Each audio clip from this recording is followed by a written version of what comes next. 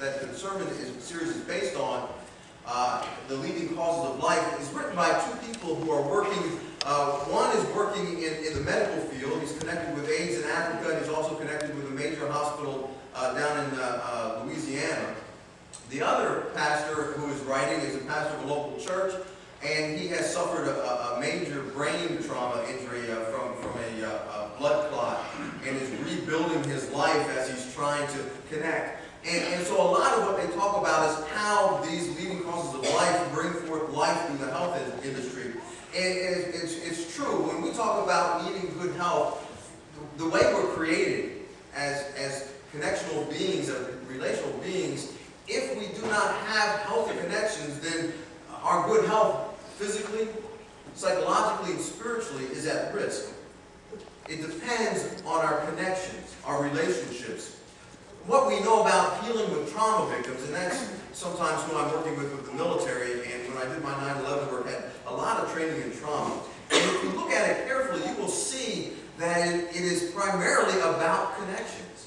It's about being there for the people in that trauma, but more than that, we understand that part of, and I'll call it disease. I know that may not be a good technical name for it, but it is a dis-ease. The trauma victims, those especially caught in post-traumatic stress disorder, it is a type of disease, if you will, in that it's not the health level that we want for these persons. And part of that is withdrawal. When people are faced with trauma, they tend to exclude themselves from society. They pull back, and we find those who pull back without their friends rallying around them and drawing them back into relationship are the ones that suffer for either the longest period of time or with the most intense symptoms. But those who are in connection, who have established healthy relationships, who have people who care enough about them that they don't allow them to withdraw and to pull back from society, but continue to be there, if it's just to sit in their presence and sit with them in their disease, if you will, are those who recover more quickly, those who experience the less intense trauma responses. It has a lot to do with the connectedness. In critical incident stress management, CISM, we call it, critical incident stress management, the first thing we do within 48 hours is we gather together the people who experience the traumatic event or the critical incident. Those who experience that, we gather them together in one group with an individual who's in there to help them simply talk about the experience. And it's the connectedness of the group, the connectedness to the event that helps them heal. Life comes out of our connections. And the same is true of other diseases. You can see studies of physiological, psychological, and spiritual dis-ease, and I'll say that word in separate, of dis-ease. You can see that many stories about people who do so much better in their healing because of their connections, be it family, friends, work relationship, church, the ability to come together in connection. We can find that as a leading cause of life. It's so important to have these connections. What is the evidence today that people feel like they're lacking the personal connections? What to you is the evidence that people feel this need for connection? It's born in us. We were created this way. But what do you see going on around us? Name something. List something that will speak to that. The computer. Okay, what about the computer? Facebook, Twitter, Skype, all of those different things. Social networking is huge. Facebook's monthly visitor rate, unique visitor rate, not repeat visitors, and this is 2009 data, and I imagine it's growing, but right now, monthly, 68,557,534 monthly unique visitors on Facebook. MySpace, monthly unique visitors, 58,555,800. Twitter, monthly unique visitors, 5,979,052. It's an incredible way that people are connecting. That need for connection is strong. Cell phones, another way that we connect.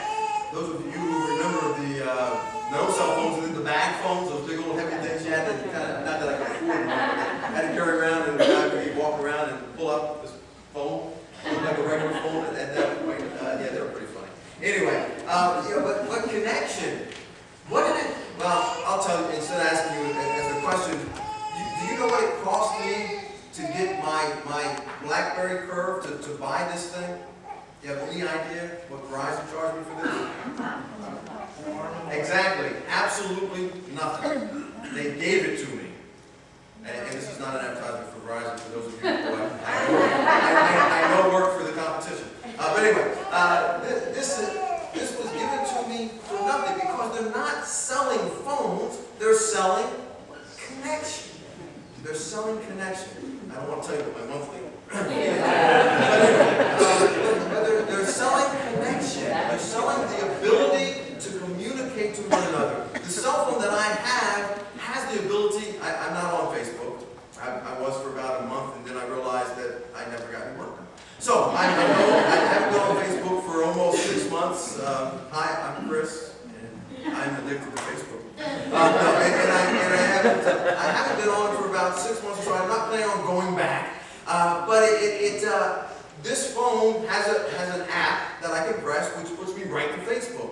And I can see what's going on. Actually, the last person who used it on my phone was my daughter, so now I can go and see what she's doing on Facebook. And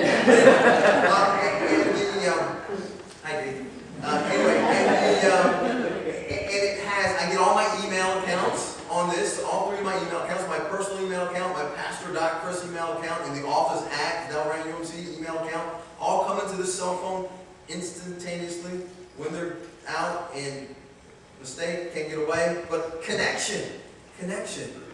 Instant message. When I'm working on a sermon and I'm doing some stuff and I feel the need to connect from my office with the door closed, I know that 9 times out of 9.5, if I turn on my AOL Instant Messenger, Steve Donat, the pastor at First United Methodist Church in Morristown, is on, working on his sermon and thinking about stuff, and I'll bug the heck out of it and distract him. But no, we talk and we communicate, we connect. Connection is huge, it's important. Skype, you remember when I was in Guam and you had worship and it was like 1 o'clock in the morning for me the next day, and you were having worship in the morning, and I got up on the screen from Guam and got a chance to chat with you, and I got to watch, Dwayne was running the program, I got to watch you all worship and I could participate in that. Connection. We need connection, and it's out there, but it brings life. There's another place that people connect in the Gospel according to Starbucks. It's a good book. Matter of fact, it was on the Bishop's mandatory reading list. The Gospel according to Starbucks by Leonard Sweet. It took me a while to get through the first 2 or 3 chapters, so he was talking about how good the coffee was, and I can't